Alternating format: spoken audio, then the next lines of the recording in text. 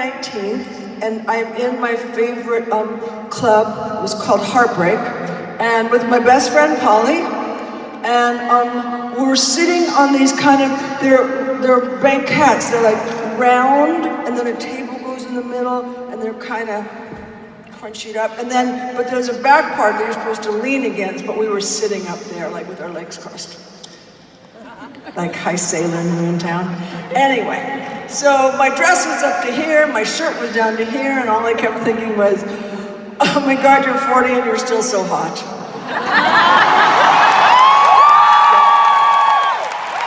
Yeah. And I was just about to make Moonstruck with Nicky Cage, and Nicolas Cage was 21 and I was 40, and I looked better.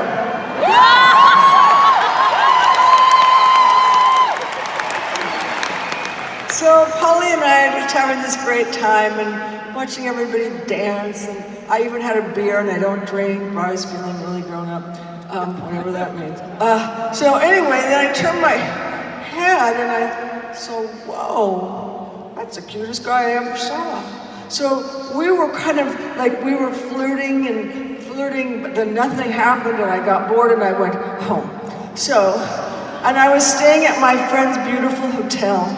And my friend had just gotten out of jail is the short time and prison is the long time.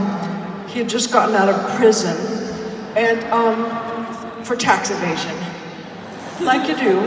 And so he was letting me stay at his beautiful place, and it was wonderful. And I went to sleep dreaming fabulous dreams of 40. And then in the morning, my telephone rang, and there was a man on the other end. And he said, "Hi, Cher, it's George Miller." And George Miller was the director of Witches of Eastwick. So, no clapping. Okay, so I said, "Hi, George, how are you?"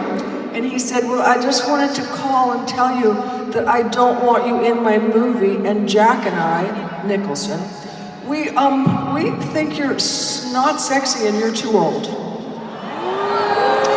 Yeah, it was like, good morning, 40. So it was terrible. I mean, tears started streaming down my cheeks, and I was so upset because in my mind, well, it turned out that's what it was. This was going to be my big break. I was going to actually become a movie star. But the tears just kept coming, and I didn't want him to know it, so I just was like biting the inside of my cheek. And usually in Hollywood, when someone insults you, they usually do it fast and they hang up, because they're such chickens. But George was from Australia, and I don't know, he didn't get the memo. So he just kept saying, "I don't like this about you, and I hate the way you walk, and I don't like the way you talk, and I hate the way you laugh, and there's not much I like about you." And I finally got pissed off and said, "Okay, look, motherfucker."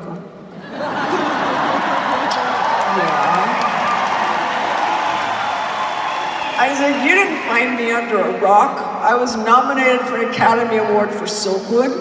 I won Best Actress in the Cannes Film Festival for Mask," right? So, click. So I hung up on him, but I was still crying, you know, tears were just still streaming down, and then I was like, oh my God, these tears are fabulous. These tears are amazing. And they just kind of come down your face. You don't have to make any scrunchy face. And if you kind of look like that, you look like a Madonna. Not the blonde one. Okay. So at that moment, my kids came running in, and they were singing, you know, "Happy birthday to you, happy birthday dear Mom, happy birthday to you." And then they looked at me and they said, "Mom, you're crying. Mom, why are you crying? It's your birthday, Mom, what's the matter?" And I went, well, because sometimes when you're a lady, and not an old lady, but just a young lady, and you're very, very happy, then sometimes you can just cry from happiness. And they went, "Oh, okay." And I said, "All right, run along now, we'll have the cake later." Okay, I forgot something. All right, so I have to kind of stand here. All right, so, you know my friend's beautiful hotel, the one that just got out of prison? Well, I owed him $28,000 and I didn't have it.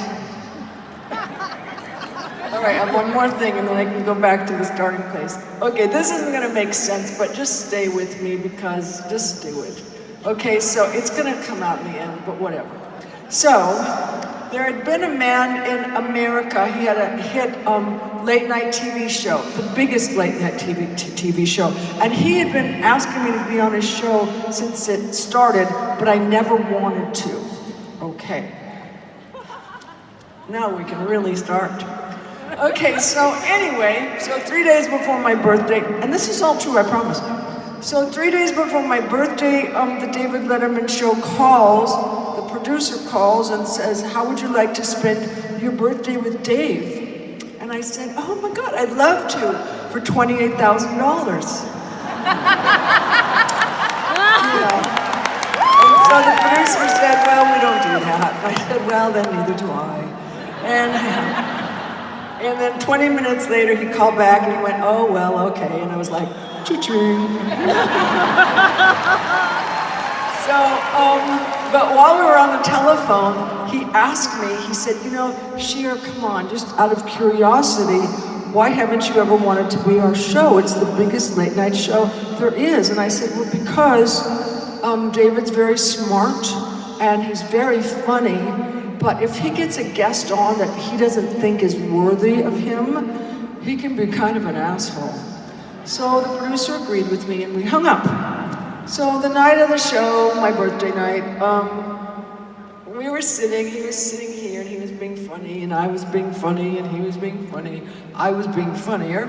And then he said to me out of nowhere, he said, so tell me, Cher, why haven't you ever wanted to be on my show? And my head exploded because in those days you couldn't say bad words. So I didn't know what I was gonna do. I didn't want to lie, but I couldn't say the truth. And as everything has kind of